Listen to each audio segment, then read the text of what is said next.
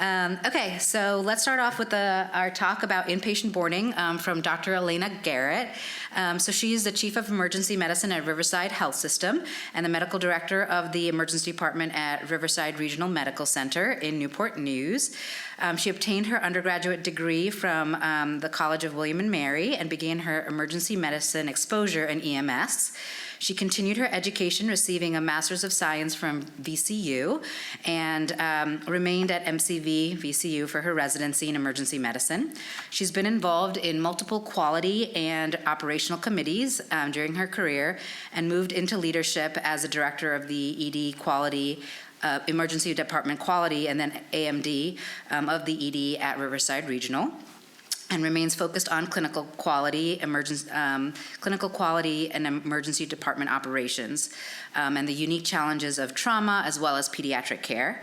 Most recently, she's worked with interdisciplinary teams on a system-wide approach to hospital throughput-related issues on ED flow and inpatient boarding.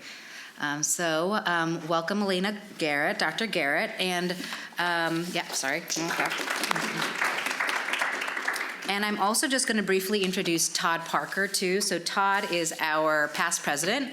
And so Todd is Dr. Todd Parker. He is the Executive Medical Director of the Riverside Health Connected Care and Patient Transfer Center, immediate past president of Virginia College of Emergency Physicians, and served on several ACEP national committees. In 2014, he retired from the Navy after serving 25 years. 9 in naval aviation and 16 in medicine, serving in multiple leadership roles at Naval Medical Center in Portsmouth, including department chair before his retirement. So thank you to Todd as well for being here. Todd is going to help moderate a little bit at the end to field questions as well as ask questions related to inpatient boarding. So welcome, Elena. Thank you. Okay. So you heard the official story about me, but the unofficial story is a few things you should know. One is that I really don't like talking in front of people. Like, really don't like it. So I appreciate that this is a small group, because the last time I was coerced into speaking in front of people, it ended up being a group of 750 people. So there's that.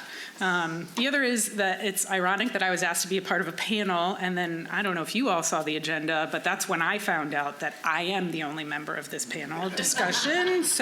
And I told them that I was going to make fun of that little fact.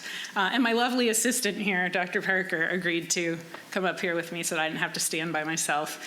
And I can't stand this microphone, but we're recording, so we're going to use it anyway. I've already been asked several times by people who don't know me whether I solved all your inpatient boarding problems. The answer is no. I know that's not shocking. I'm also not an expert on inpatient boarding. I'm not an expert really on anything.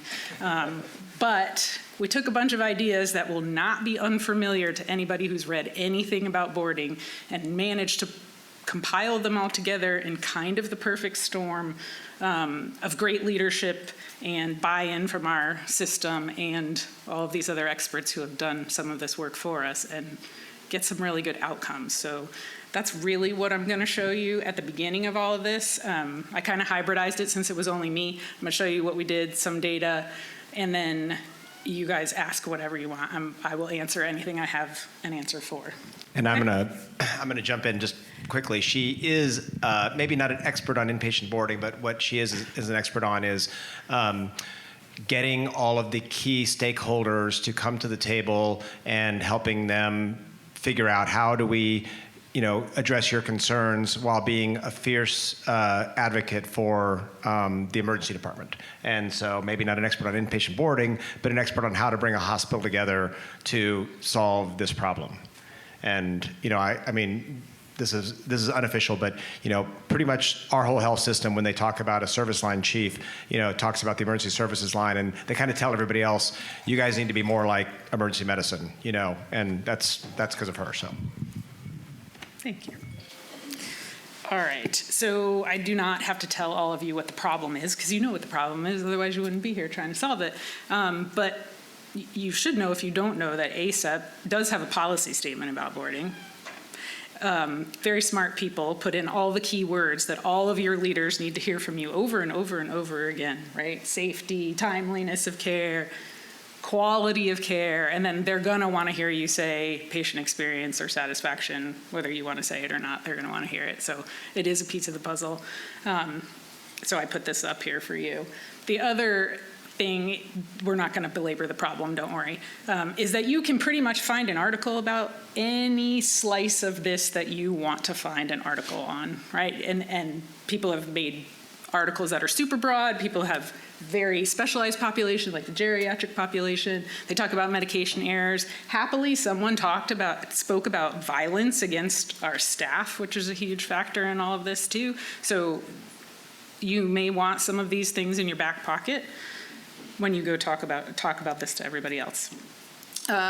Helpful for all of us is this October 2024 article that finally monetizes a little bit about what it costs to keep patients in the emergency department instead of putting them up on the floor. If you haven't read this, I would advise that you do.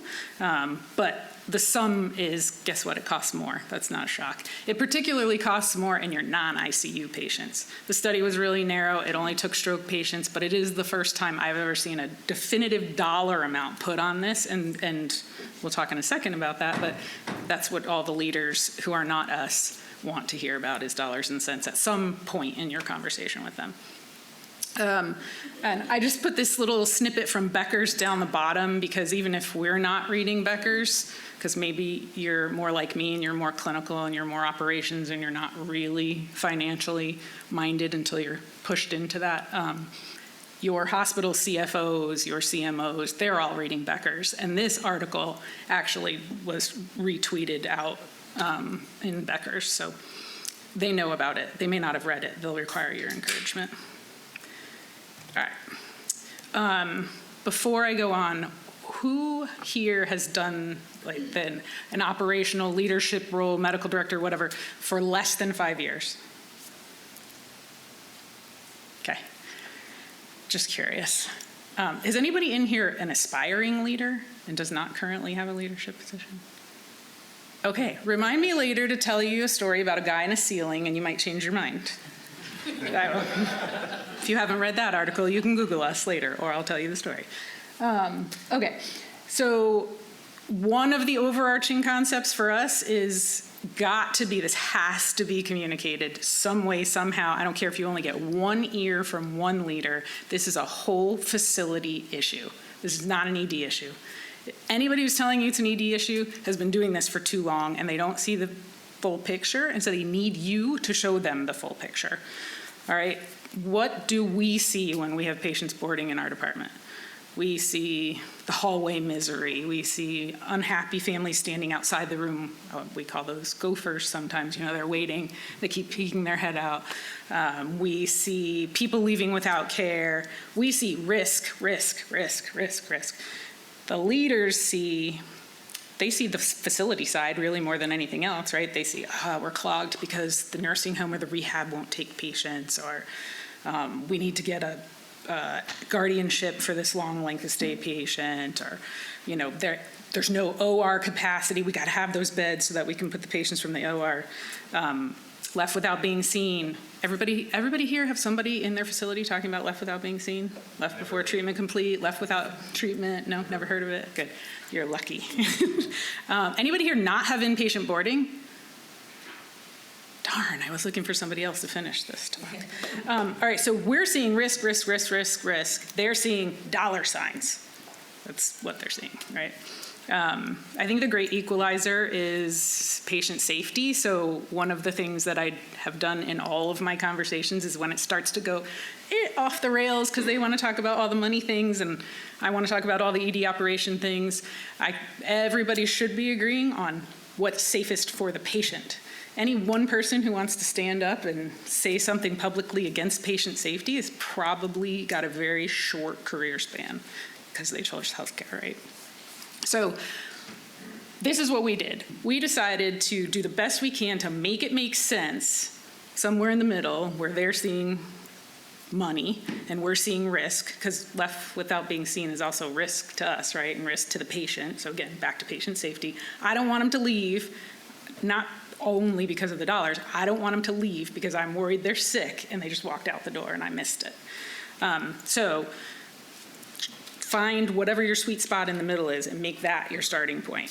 And what I would say is use your local data. So we all, maybe you feel this, we felt that our left without being seen or left before treatment complete or whatever you want to LWATs went up when our boarding went up. That seems logical. Anybody who works in an ED can say, well, yep, I feel that every day. We'll show it to them. So that's what we did. We showed it to them. By the way, if you do not have a data analyst in your back pocket, find one. Because all of the charts I'm going to show you came from our data team, and we actually have a data analyst just for our service line, and she's amazing, and I would pay her quadruple what she makes just to have somebody paying attention to this. So this makes sense to them because I can show them with our own internal data, and this is at Riverside Regional in Newport News, so just the one site, not service line, that these two things at least are related to each other. Are they causative? I don't know. You can draw that conclusion if you want, but it is amazing that these curves are pretty much right on, right? So your local data, make it make sense to them and make it super simple. Again, I already said this, but they have to understand this is a facility-wide issue. You need somebody one person that is going to carry that with you, carry those words with you, and give them the vocabulary. We were very lucky that we have a CMO who accepted this within half a second of taking his job, and a hospital president at Regional that were the same. I can tell you that the leaders before this group were not of that mind, and so it was a much more difficult conversation.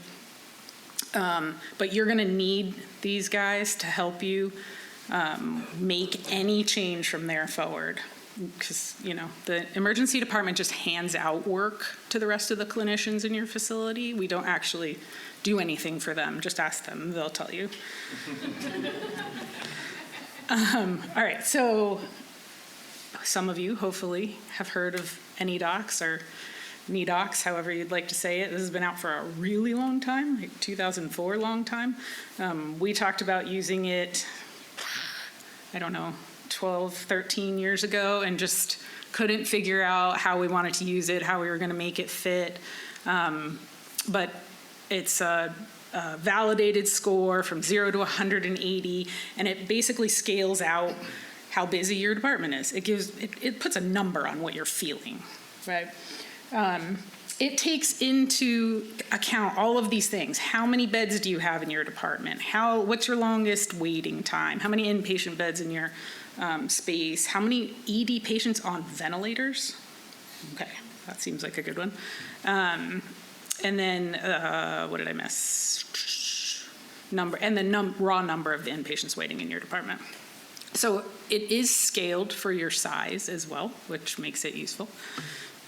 So we decided that we were going to resurrect this thing, and we were going to see if we can make it work for us.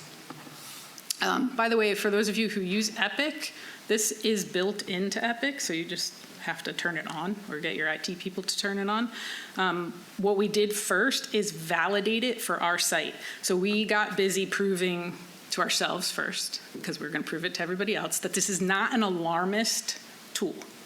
It's not just because we have people that are waiting 4 hours in the waiting room doesn't mean that we're anything over normal operations. Sometimes that's normal operations.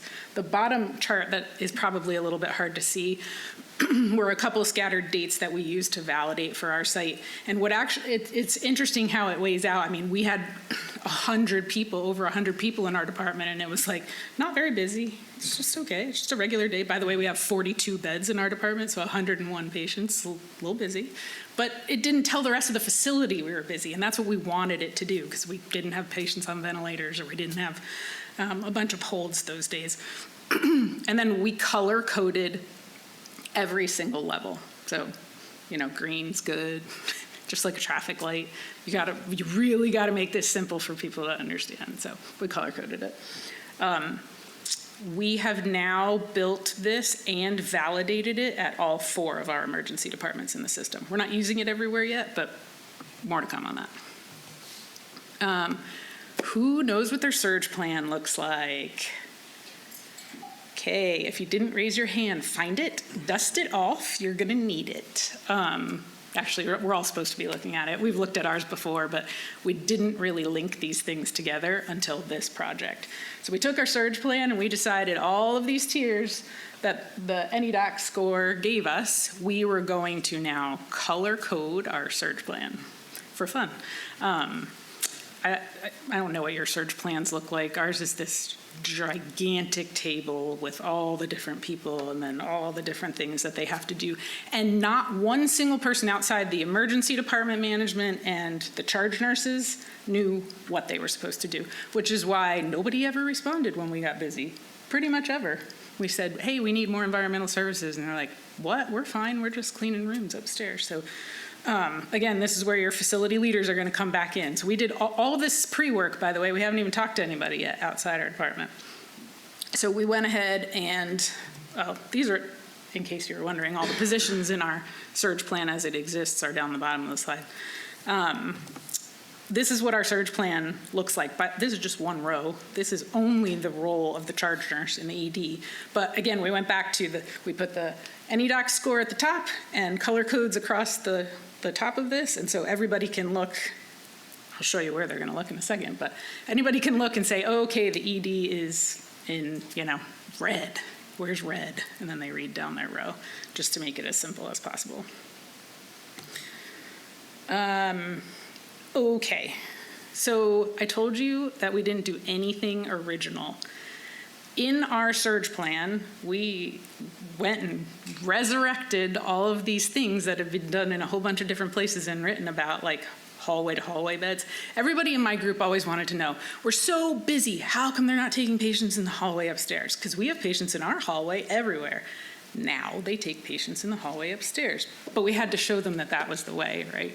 And we can talk more about how we did that for anybody who's interested, because it was a process. We call them transitional beds because nobody likes hallway beds. It's a bad word, so we call them transitional beds. We looked at things like EVS turnaround upstairs. We did execute a discharge lounge. And again, we can talk about any of that you all want, but just this is where this is a facility-wide issue with facility-wide buy-in. It comes in because this doesn't have anything to do with the emergency department, but has a lot to do with our, backdoor stuff. So, okay, now it's time. You found a score, you validated a score, you matched it up with your surge plan. So what? You just did that all in your department, right? Now you got to take your show on the road. You got to get that leader or 3 or 4 that wanted to buy into this with you, and for every single person that has a role, or every single leader of the group that has a role in your surge plan, you got to go meet with them. You got to explain why this is so important and how we're going to move forward. So we did that. I'm extremely fortunate not only to have good facility leaders, but to have a great nursing partner. So my nurse director in the ED at Regional is Mary Haig, and she got all the other nursing directors on board with this plan. We had to go to the tele units and the ICU and the medical floors and all of that. Also, everybody has to know that the emergency department's in trouble. So how do you do that? Does anybody do it? What do you do? They call it a code facility level. Does it come like on page or an overhead or? Overhead Okay. facility level run. Wow. We would do that a lot. Yeah, we do facility-wide overhead. Okay. I will say it's remarkably different. Two hospitals, 2 different systems, 1 mile apart, both do the overhead. In one hospital, it has very limited effectiveness because in the ED, we pay attention to that, and we already know it, right? But upstairs, there is not a lot of consequence. In the other hospital, where the real teeth of a NEDOCS index plan has borne great fruit, is they put the fear of the Lord Almighty upstairs. I mean, it's a Catholic hospital, so Oh, wow. but honestly, it is okay, so here's your orange level, and you can basically take care of your fill in the blank, or we will take care of it for you. And so there's actually a lot of respect that I have for that hospital administration, because this is sort of the opportunity for the ward or unit charge team to, okay, they can influence what happens, or somebody else is going to do it for them. So they've actually put skin in the game for everybody, and that's where I've seen a NEDOCS index plan actually work. Agree. Yeah, that was back to the beginning, right? They have to buy in, and they have to own it, and there has to be teeth. We do not use an overhead system. We're a little more obnoxious than that. We make this banner go across the bottom of your screen, and it's, about this big, and that doesn't seem like much because it's not super annoying, except it keeps scrolling until you X out, and then every time you log back in, guess what? There it is again. Every single computer in the entire facility gets, even if we're on green, oh, good news, and they X out. When you get to black, which is disaster, that banner moves to the middle of your screen. So it is extra obnoxious. So every 3 hours, the charge team in the emergency department is responsible for updating that status, and it's immediately in advance of our bed meeting on purpose, right? So the banner goes across, you know what surge we're in, and everybody needs to prepare for whatever they're going to say on bed meeting about their availability. And if it's red or black, they better be saying, oh, I have the discharge in bed, blah, blah, blah, and they're about to go to the discharge lounge so that we can take patients from the emergency department. What system do you use to send those banners out? Alertus. Alertus, yep. Works pretty well. So if you don't have Alertus, it's a great system to have and to overlay onto your computers. And where do those messages go? Just in the facility, or do they go out into the community also? They do not currently go to the community. Yours go to the community. Are you But guys? we'll get there. Yeah. Are you going to talk about that? I'm going to get there, yeah. All right, so some of our data, because I know you're tired of hearing me talk. This is our data for NEDOCS from December 2023 all the way through the beginning of December 2024. The first arrow is just when we made our score visible to our own team, just in the emergency department, passively. The second arrow is when everybody started getting notified of our surge. And you can read the chart.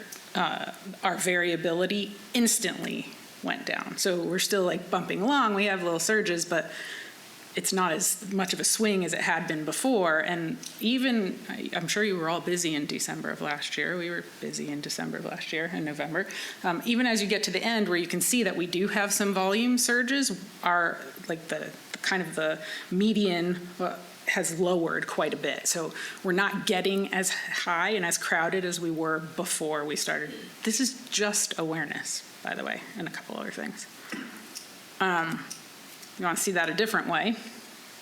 To the left are our boarding hours. By the way, our boarding hours for 2023, over 72,000 boarding hours in 2023. In 2024, 38,000. And that was all this project. So you can see that on the left, that's our boarding hours by month. The purple square is when we started our project, and that the y-axis hasn't changed, right? So that's not a relative drop. That is an actual drop. And then on the right side, just so that you can see, our volumes didn't dip, right? So everybody's like, this project worked great. You must have no patience. No, our volumes stayed pretty much the same. And you can see our lovely little spike over there on the end, like everybody else in December of last year. All right. This is what you were talking about. So our project is in isolation, right? We're a part of a system. We have 4 hospitals, soon to be 5. We have a transfer center, command center, a Dr. Parker land. And so they also have a leveled system of our transfer status. Sorry, I'm not saying that very well. And they also have a banner notification. So we're super obnoxious now because we've got 2 banner notifications going out on Alertus. But this one keeps everybody in each of the acute care facilities aware of what our transfer status is. And I say our because regional, as the place that has all the specialties, ends up receiving most of the transfers. So our status is the one that kind of controls the status everywhere else. The transfer center also did a whole bunch of work in this project looking at all of our transfer contracts with the private ambulance companies in our area so that we could get patients out the back door more. That was another piece of this project. Future directions is what Dr. Parker was just talking about, is we have this notification that goes across in the acute care facilities, but the doctors out in the community have absolutely no idea what's going on. The sky could be falling down, and they're like, oh, this patient had an abnormal hemoglobin 3 weeks ago, and they have to go to the emergency department today. And they send them in even though we're in disaster mode. So the next phase of this project is making sure that at least the doctors in our system around each site are aware of not just the transfer status, but what is going on in their local emergency department. I told you before, we built out NEDOCS and validated it now for all sites, but not all sites have jumped through going through their surge plan, taking their show on the road, all of that piece. So we're working with each of the smaller sites to have them do the exact same thing, and then they'll be able to provide that information to their doctors in their community, and hopefully help with some of the capacity management overall.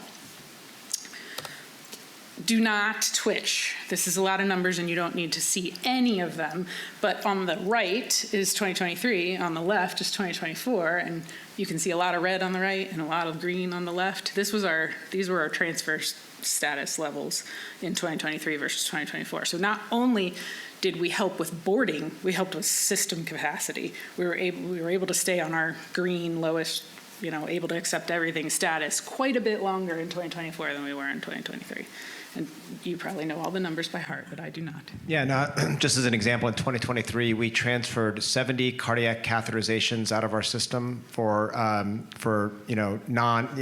STEMIs and high risk ACS would come over, but there's a lot of caths that we transferred to non-Riverside facilities because we had zero capacity to take them to regional.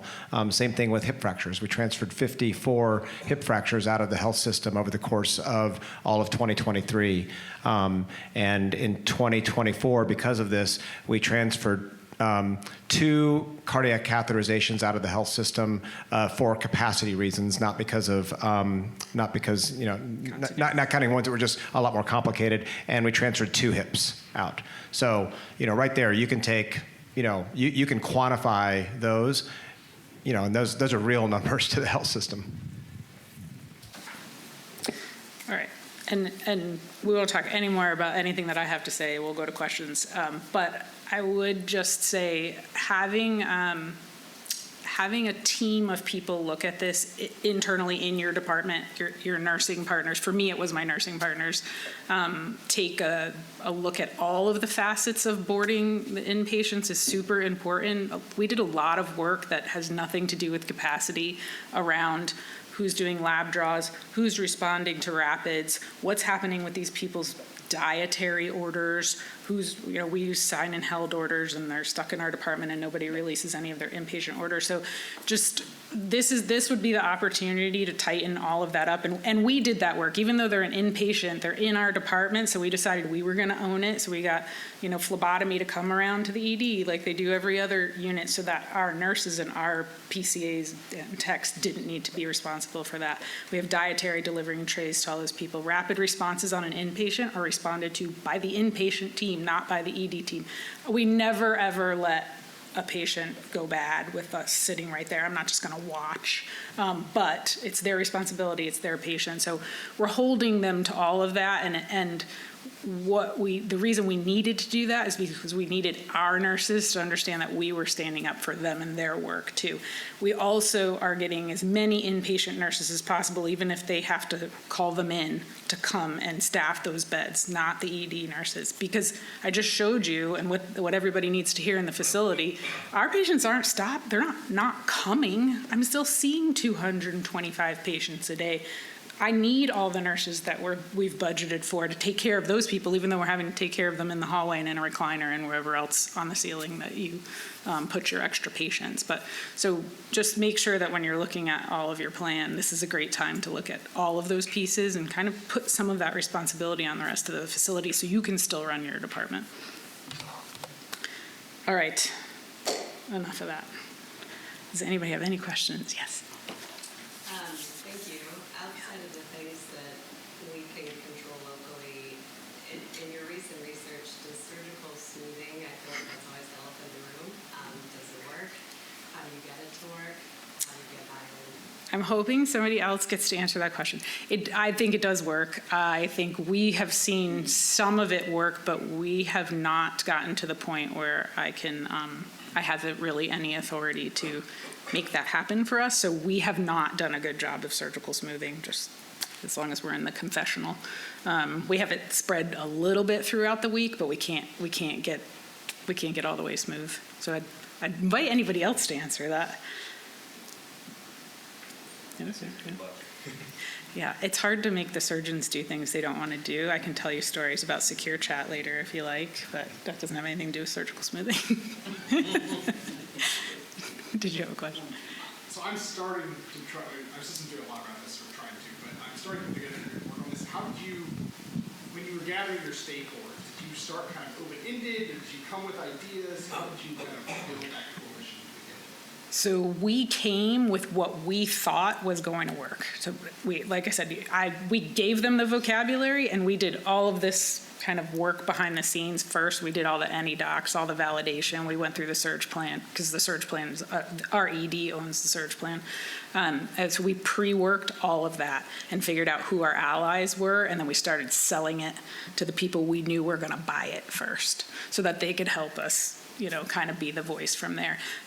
My experience with our leadership right now is that if I present them with a whole package that seems to make a lot of sense, it's easy for them to say yes. Make it easy for them to say yes. That doesn't mean they won't have tweaks, but they don't want to be all in the weeds unless they're an ED doc who's got a chip on their shoulder who now is the president of the world, but they don't really want to be in your weeds. Do you mind going back to the old dogs, new tricks slide where you talk a little bit about skilled nursing facilities? Oh, yeah. So one of the biggest issues I hear all the time is I have a hard time getting these patients out to skilled nursing facilities, pickups, transport, and da-da-da.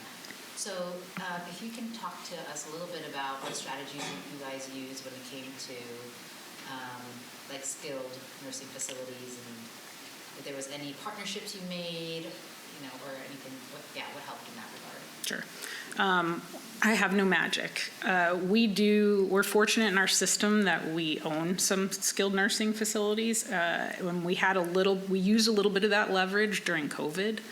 We probably used a little bit of that leverage during COVID more than we use it now, I would say. But because we had used it during COVID to say, they don't need to be COVID negative or whatever ridiculously we were all doing then. You had to test them every however many hours until somebody didn't swab hard enough and they weren't COVID positive anymore. But we made a little bit of headway in those conversations in getting patients out to a skilled nursing facility that we owned, or a rehab that we owned. But outside of the system, nothing. We did work on the transport side, which was kind of a big deal. We were having all kinds of trouble getting patients out of the hospital because the transport company turnaround time was 5, 6, 7 hours from when you called them, and the nursing homes don't take anybody after 3 o'clock on Thursday because they get a 3-day weekend every single weekend somehow. So we brought on a second transport company, and that was work that the transfer center did.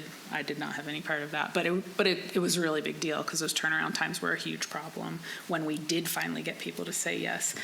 But outside of our own system, we haven't made any magical headway in getting patients to sniff. But I would say, so kind of converting the pressure onto the inpatient teams for responsibility also for getting the patients out was important. And, getting them to understand that if you don't discharge, that nursing home patient by, 2 or 3 o'clock in the afternoon, that we're not going to be able to get them back to the nursing facility before the nursing facility shuts their doors and doesn't take them back. So making sure that those discharges were prioritized the day in advance, working with case managers. I know that was your area. Yeah, and I'll let you talk about that, but really getting the case managers more deeply involved.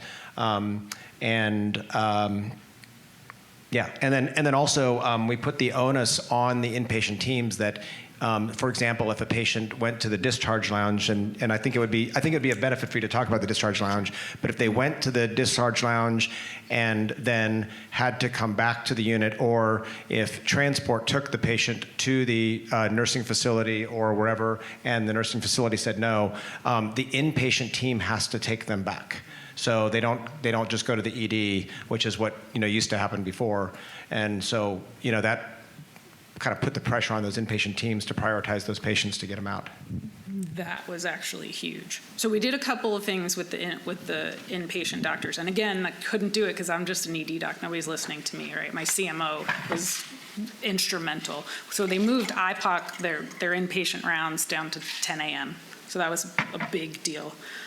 They also took the long length of stay Because they used to be first thing in the morning, right? It used to be at noon. Oh, So at noon, they would okay. round, and then they would sign out, and then they'd round for 7 hours, and then they'd have IPOC, noon, 12:30, whatever it was. We moved it back to 10 a.m. so that they had to know what they were going to do with their patient 2 hours earlier than they were before.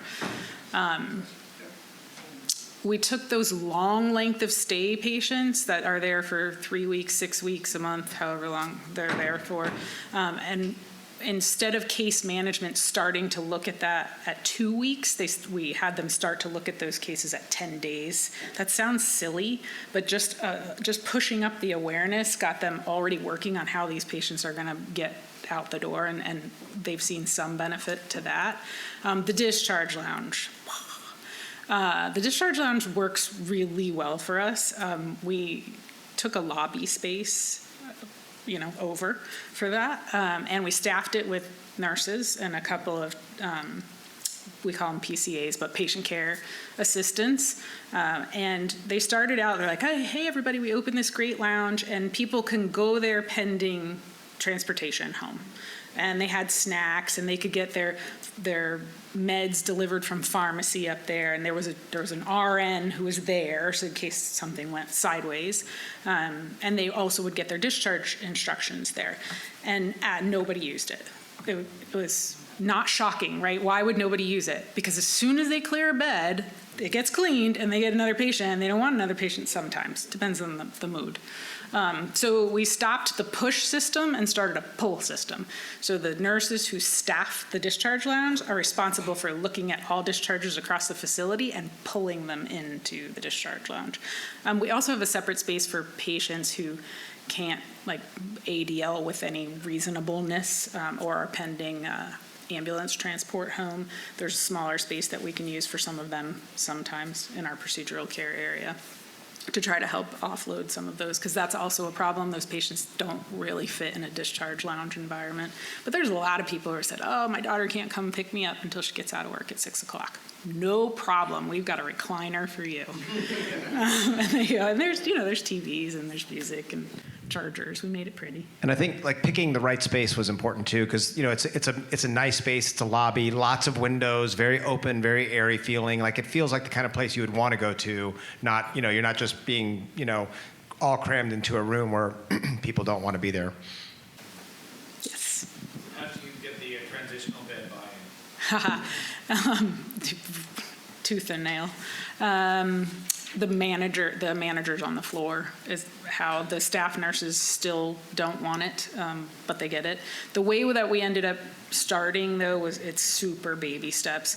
We waited for, what we agreed to is we would wait until the patient was up for discharge.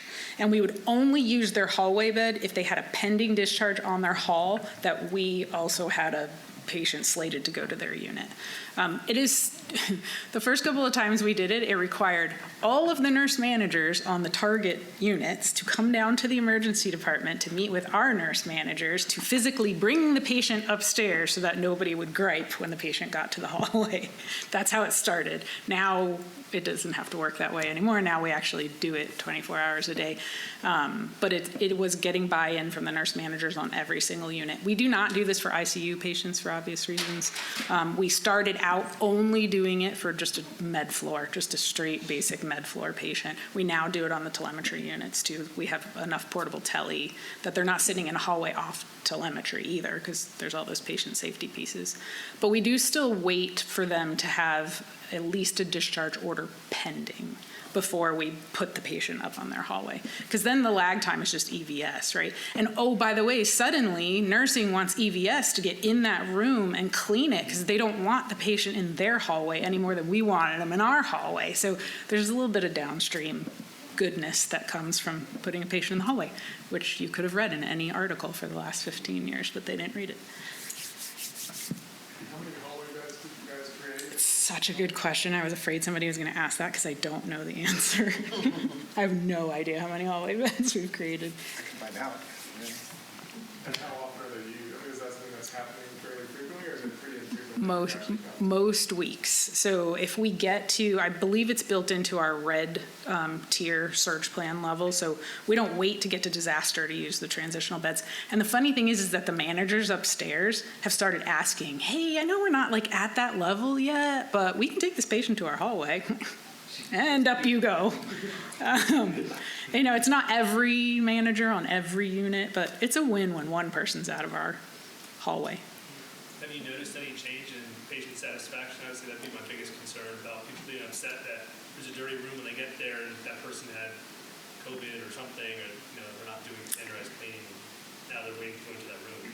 Yeah, we have not gotten any complaints about room cleanliness. We've actually gotten positive comments about getting out of our noisy emergency department. I mean, nobody wants to be in the ED.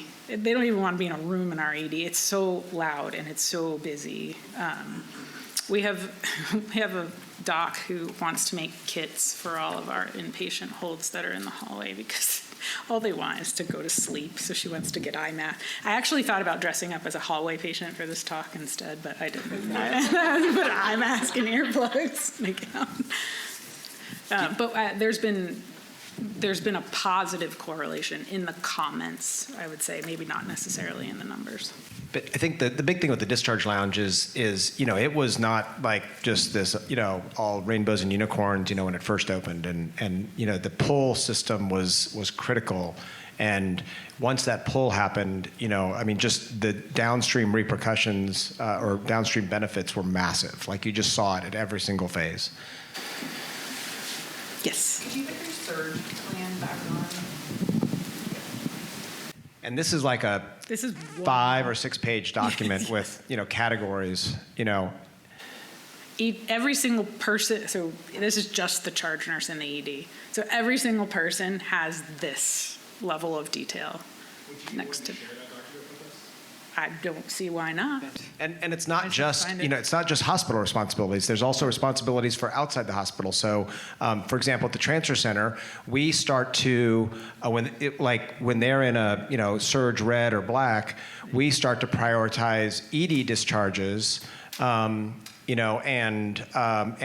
hospital discharges and ED discharges over, other things in the health system, right? So there's a reprioritization.